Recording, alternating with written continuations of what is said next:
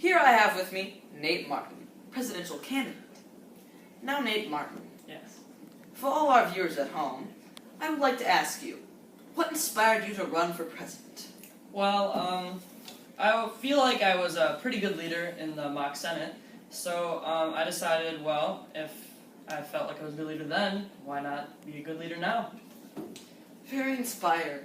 So, Nate, what are your stances on some federal issues, such as the Affordable Care Act or Obamacare? Oh, Obamacare it's completely unnecessary, because people could be forced to take worse health care than their current job already provides for them. And Obamacare can also very, very easily put other perfectly fine healthcare companies just out of business because they don't have any more business.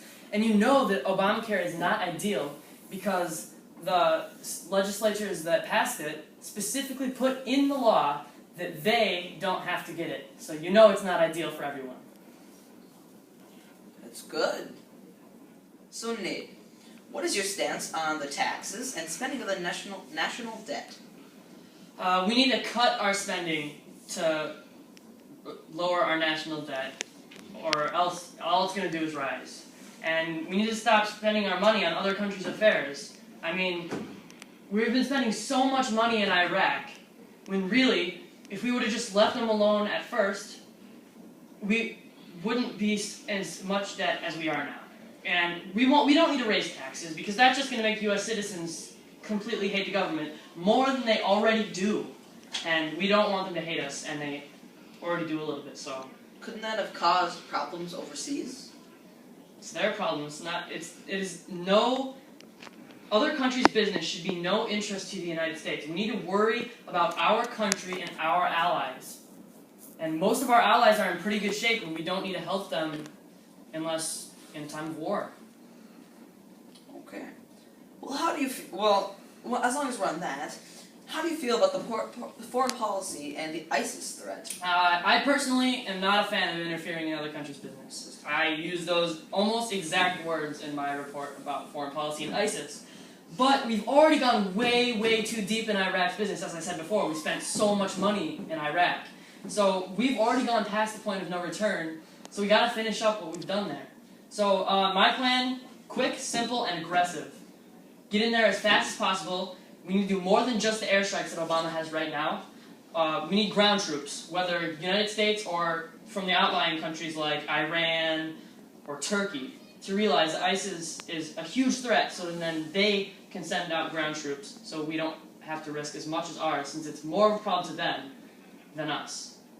What if other nations like ISIS, what if other groups like ISIS were to rise? What would be your plan then? Leave them alone or get rid of them before they can get Well, too the big? reason that ISIS rose is pretty much because of our meddling in Iraq. If we hadn't tried to stop Al-Qaeda, they never would have had to move to Syria, never would have become ISIS, and would not be a threat to us right now. Okay. What about surveillance and national security? We have the right to privacy. It says so in the Fourth Amendment. They cannot, no one can unreasonably search or take our property. We have the right against unreasonable search and seizure. And the NSA is unreasonably searching our digital documents and information. So they are essentially breaking the laws put in place by the Constitution. What if there were terrorists in our country, say, and they were using phone calls to connect to their group, you know? If we had been monitoring that, we could stop it? Well, the biggest threats of terrorism are currently outside of the country. The last inside job that was very big, that actually was serious, was the Boston bombing, and that didn't end up very catastrophic. A few deaths, few injuries, but nothing serious. And then, besides that, right before that, 9/11, and nothing really super serious has happened since then from inside the country. A few deaths, a few casualties. Okay. What about oil drilling and the Keystone Pipeline? Oh, the Keystone Pipeline, it's basically just a huge oil pipe that runs from Canada to Texas. And the current pipe, already existing, starts in Alberta, runs through Saskatchewan and Manitoba, and then it passes through Canada and it goes down to Texas. And then there's an offshoot going through to Illinois. And the proposed pipeline is a more direct route. And instead of going zigzagging through Canada and then going down to Texas, it just goes straight down to Nebraska and then converges into the current pipe. And I think it's a very good plan. Instead of transporting our oil by boat, it decreases the chance of an oil spill. So it's a much more efficient and much more environmentally friendly way of transporting oil.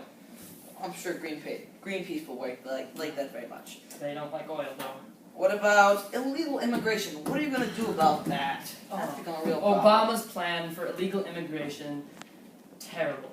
Absolutely terrible. I mean, there are people committing a federal crime, and Obama's just letting them go. And basically, if so, that's like saying, his plan is like saying, oh, you committed fraud, but you have a job and you're being productive. We're not going to arrest you. Or, oh, you're an identity thief, but you have a job and being productive, so we're not going to arrest you. It's just outrageous. We need to stop illegal immigration, and we need to get the current illegals out of our country. And why do you think they're called illegal immigrants? Well, I thought that his plan was just to get rid of the ones that haven't committed any crimes. Well, all of them have committed a crime. Illegal immigration is a crime. Okay. Well, Nate Martin, I only have 2 more questions for you. Yes. How is your stance on Devin Bramer creating a second party? I think he was just so upset that he lost to me in the Conservative Party nomination and caucuses, and I think his plan was very stupid because he's just going to split the Conservative votes, and what most likely will happen unless we get him to realize, or we get the voters to realize, that he is not making a good decision, then Morgan's going to win. Now, Nate Martin, I only have 1 question left for you. What is your stance on how the Minutemen, changed their views and saying they weren't going to back you, and then completely disregarded that, and then said they were going to back you again? I think they just wanted to hear the other candidates' stances. With my first interview with them, they said they don't support cheaters. It's been cleared up that I haven't cheated. And now Devin Bramer's confessed cheating, so they can't back him. And Morgan doesn't share their views, so they can't back her. And I do share their views, and I have not cheated. So I think we make a very good team. There you have it, folks. Oh, well, looks like we're out of time here, folks. It was nice to have you here, Nate. Well, and remember, folks, it's not the Today Show, it's not the Tonight Show, and it's certainly not Ellen. It's the Tomorrow Show, bringing you tomorrow's people today.